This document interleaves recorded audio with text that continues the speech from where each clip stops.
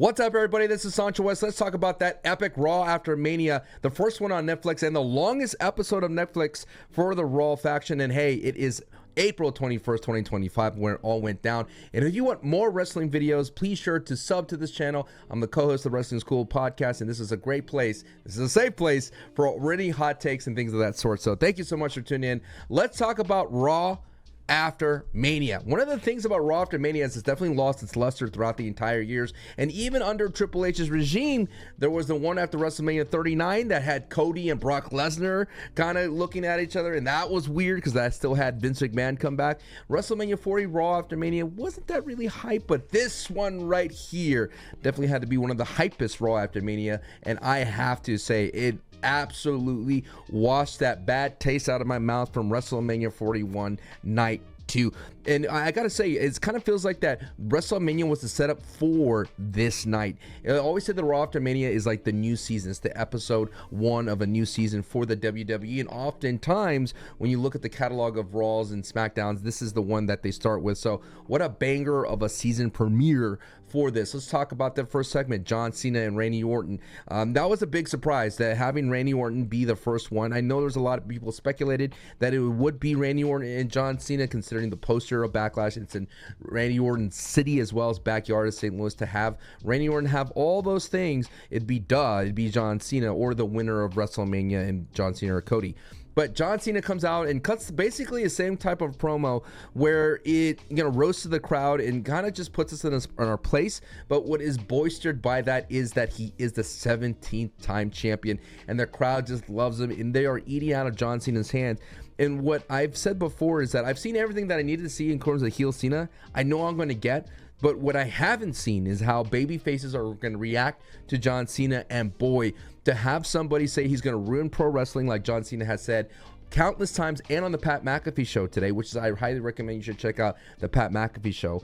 To have John Cena say all these things, and who would be the first line of defense to stop this heinous John Cena? Randy Orton. What a fine pick it to be. And I love that the RKO happened, and it was a devastating RKO. And man, Randy looks amazing, and what a great first feud for the heel John Cena. And I like the little details as well as John Cena hamming up that he is the best thing on earth, and I like that. In the first match out of the gate, we get Becky Lynch and Lyra Valkyria versus Liv Morgan and Raquel Rodriguez. This is a rematch, basically a hot rematch after that Mania match. This felt like the match that we're supposed to get at WrestleMania. If this happened at WrestleMania, this would be an easy B+ A tier match. By far, this match was an absolute banger. It felt so much more organic. It felt like Mania was cut for time almost, considering everything that happened, or they were saving everything for this Raw after Mania on Netflix. But I liked it, and the biggest surprise of it all is, yes, Liv Morgan and Raquel retained for the 4th time, but that was very nice. I like what they're going to continue doing with the tag team division as those ladies go down to NXT to defend those titles. But I'm gotta say, Becky Lynch going heel is definitely something that's definitely needed, because the mid-card title, both for the IC and the women's United States title, were kind of floundering for a bit. To put someone like Becky Lynch to add a little bit of personal feud with Lyra Valkyria, this would be the best launch point for Lyra Valkyria. It's almost like a soft reboot to let everybody know that she's someone of the future. And if Becky Lynch could put her over, I think that is a W. And I like they went the Bronson Reed route by hitting the 3-man handle slams right on Lyra Valkyria. And shout out to the Las Vegas crowd. Did a fantastic time just boistering people and pushing people, getting them hype. And they hit the right chance, and they hit everything at the right time. So after that match, we get a New Day segment where they come out and they cut heel promos and say, thank God for the New Day. I still am a believer in the New Day. I think they're going to do great things for that tag team division. They just need matches. They don't need this many heel promos, but I at least like that they have this one here. Surprise, surprise, Alpha Academy tries to stop them. I was wishing that we would get a few, but understanding what happens next makes a lot of sense, because out comes, well, first the lights go a little dim and Rusev's hits. It's not Rusev's it's not that music. It's a new remix of Rusev, but the Titantron has Rusev in his crazed eyes, and Rusev looks like $1,000,000. Rusev looks jacked. Rusev looks amazing, and the New Day just dip out of there, and then Rusev just goes ahead and just destroys everybody. Before we got to that point, Maxine Dupree did cut a great manager promo, and I think that's definitely something they could lean on more. And that was a great showing for Maxine Dupree to step up. But oh my God, dude, Rusev is back. The Redeemer looks great, and I cannot wait to see more of that. We did get a Judgment Day segment, and basically where it was kind of reassuring that if Liv kind of stepped in, because when Finn Balor showed up, and then Liv is like, hey, we all get gold, we win, we all win type of vibe. And then Finn was like, what happens in Vegas stays in Vegas. So is Finn on board? Who knows? But he's always going to be that when will he turn? But I kind of like the idea of Finn taking a back seat and letting Dom be in the driver's seat for a bit. We get this really cool celebration with Eio Sky. This is Raw after Mania was a night of celebrations, and then somebody's gonna step up to the plate. So after the celebrations, Eio Sky comes out. She's like, hey, I am the best. I went up against the best of the best, and I am the champion, and I'm so happy. And then Stephanie Vacker makes her way to the ring, or Raquel makes her way to the ring unexpectedly. The NXT champion just straight up says, hey, I am La Primavera. I want to go ahead and challenge you. I want to say, I'm coming here to show you that you're right, you are the best, but I want to fight the best of the best. That's simple. Eio Sky says, hey, you want to face me? I accept that. What about right here, right now? And brother, we get a main event PLE worthy match for free here in Las Vegas, and I can't believe we got this. This is a very awesome wrestling match between two women. It's a very awesome wrestling match between two superstars, period. It's very like Stardom and Marigold. It has that vibe. It just scratches the surface that you see in the natural flow, the organicness of how the match builds, and then eventually ends up being like hard hitting with suplexes and Spanish flies and deep arm drags and all this crazy things, dragon screws. And that is what Marigold and especially Stardom wrestling is. It's like it just gets more intense as time goes on. And I like the, everything that was here on display, that this is the future, and get used to this future for the women's division. And of course, Stephanie Vaquero has to hit her that move that Booker T absolutely love with the scissor headlock there. But at the end of the day, it does get breaking up by Roxy and Julia. They come in and break it all up. But this moment gets amplified with Rhea Ripley coming in for the save. I like this idea from the WWE to bring in Rhea Ripley to get her back on that face track, because her whole kind of campaign to getting her in the main into that fight at WrestleMania 41 kind of made her like a heel, kind of made her annoying, because she didn't really have a leg to stand on when it comes down to this whole thing of like, hey, I'm a bleeding heart, I let you have this moment, you beat me. And then Bianca Belair did not like any of that for Rhea Ripley. But Rhea Ripley saving Eio Sky, that is what works for mommy. And oh man, the stare down between Rhea Ripley and Julia, W's all around. The celebration continues, because now you got Jey Uso, main event Jey Uso coming out. I would say this is a very reminiscent of the Intercontinental after he came out with their promo. I like what the WWE did. It's been a long night. WWE did a vignette about his history, his family, where he rose all the 14 years in the business to get to this point, to capture this, to get to the top of the mountain. Shocking, no Roman Reigns, kind of crazy, no Solo Sikoa. I know kayfabe wise you can't really mix the two, but you would like to see them celebrate this as a part of the giving the bloodline some more juice. Quite interesting that they've sunsetted the bloodline as well, so I need to talk about that in another video, that there's no mention of bloodline. So it feels like to me they're trying to separate everything. So a lot of yeeting all over the place. They restarted. But the thing about Jimmy Uso's promo is that he kind of says the same thing. He's like, hey, I gave it all to beat Gunther, and I made him tap, which is still shocking to me. And I can't believe they let Gunther lose that way. But hey, this is where we are. And he basically says that I'm excited that Jey Uso is your world heavyweight champion. Then let me hear you say, yeet. And Sami Zayn's music hits, and there's a moment I'm like, is Sami Zayn going to turn on Jey Uso? No, he just continues the celebration, but Sami Zayn has said some interesting things. He's like, I'm a player, I'm a workhorse, I don't like sitting on the sidelines at Mania. Granted, they did get the Canadian WrestleMania there against Kevin Owens, but yeah, where was Sami Zayn, right? And he said, if I'm honest, I didn't come to Vegas at all, but I had to make sure that this was the first one in the ring to stand in the crosses ring across from you, look you in the eye, man to man. And on that, with that championship on your shoulder, to tell you that I'm proud of you. I'm proud of you, brother. You're my dog. You're my Uso. I love you. I'm proud of you. And you deserve that. So everybody definitely got hyped for that. Very fun moment. Touching moment. Jimmy Uso joins in to do the handshakes. But there was kind of like a eeriness in the air that Sami Zayn might turn on him. Like everybody was a little bit concerned that he might turn on him. Jackie Redmond then gets a backstage segment with AJ Styles. And AJ Styles basically says last night was a hard pill to swallow and that Logan Paul plays his games. And the truth is I'm going to go ahead and take that L. Hey, Logan, I'm going to take that L. So all that happens, and then out comes Karrion Kross. Karrion Kross puts AJ in his place. Is like, dude, what's wrong with you? You had an opportunity to do that. And AJ fires back and said, dude, if I would have done it the way you wanted me to, using the brass knuckles, it would have been worthless. And he says, Karrion Kross, you seem like you got a lot of anger towards the world.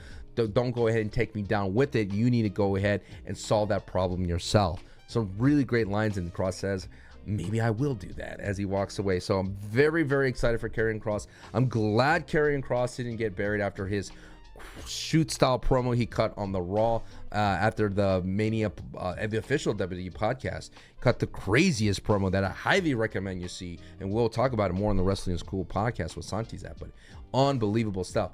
So then we come back from commercial break, and Gunther's basically yelling at Michael Cole and Pat McAfee about all the crazy commentary and how kind of, Michael Cole's been talking about, oh, Gunther tapped out, and Gunther confronts him, and Michael Cole says to his face, I'm not the one that tapped out. And all of a sudden, Gunther gets his hands on Michael Cole, tries to put him in the headlock sleeper. Pat McAfee comes in, and it's like, yo, Pat McAfee used to be in the ring too. And I love that the hype, it kind of brought back, like, it kind of reminded the world that Pat McAfee could go. And I love that it brought back Gunther. Gunther's crash out validated. We were all wondering, how can Gunther come back from tapping out to Jey Uso? Let him go ahead and crash out. And so he puts a chokehold on Pat McAfee's boys. They add a little bit chaos to it because they, get a little bit raw with it. It was quite interesting to see that, and then try to get barricaded, and I like that. Pat McAfee goes in the back. Now, I would have to be like my little criticism hat on is that they took this a little too long. All right, they let this stretch it out way too long. I guess that it kind of worked because Michael Cole literally got a Michael Cole chant. Everybody got hyped for that, and Michael Cole got put over, and Michael Cole got a backstage segment with Adam Pearce. Like, good stuff from Michael Cole. But the commentators and Joe Tessitore comes in to replace. They kind of harped on it too long. We get the point. Like Michael Cole says, we commentators got to defend ourselves. We need to be able to say what we need to say to tell a story. And if we don't have that, then who's going to protect us? Is Adam Pearce going to protect us? Adam Pearce take care of Gunther. Wade Barrett with be the perfect person to take care of the situation. And then I can't wait. Is this the third match? I guess Dominik Mysterio versus Penta for the IC title. Unbelievable that Dominik Mysterio has to go up against Penta. And in my mind, I was like, please, don't let Dirty Dom lose. Don't pull a Zack Ryder here. Don't ruin this beautiful moment that we had at WrestleMania, one of the highlights of WrestleMania 41, by having the seed of Rey Mysterio, Dominik Mysterio, lose. And on his trail to be the best Mysterio. One, the Judgment Day story needs to have Dominik Mysterio. They need gold to make Finn Balor be jealous and eventually turn on Judgment Day. But two, it would suck. Now, a lot of people may say, hey, Penta needed a win here. Penta has been on the losing streak, but Penta I still think is very well protected. Penta's still loved. Penta could turn up. Penta could be inserted into anything. Penta's not a Shinsuke Nakamura type of thing where Shinsuke needs wins to be able to keep his momentum. Penta is just so damn cool no matter what he does. So Penta hits a Mexican Destroyer. Mysterio is about to get hit with that 1, 2, 3, but out of nowhere, we get like he rolls out of the ring. Like I thought it would be an out of nowhere Carlito, out of nowhere Finn Balor, but no, he basically rolls out of the ring. Penta attacks Finn Balor, and then everything starts unfolding. Like, oh no, Carlito's gonna step in, but that doesn't happen. Guess who steps in?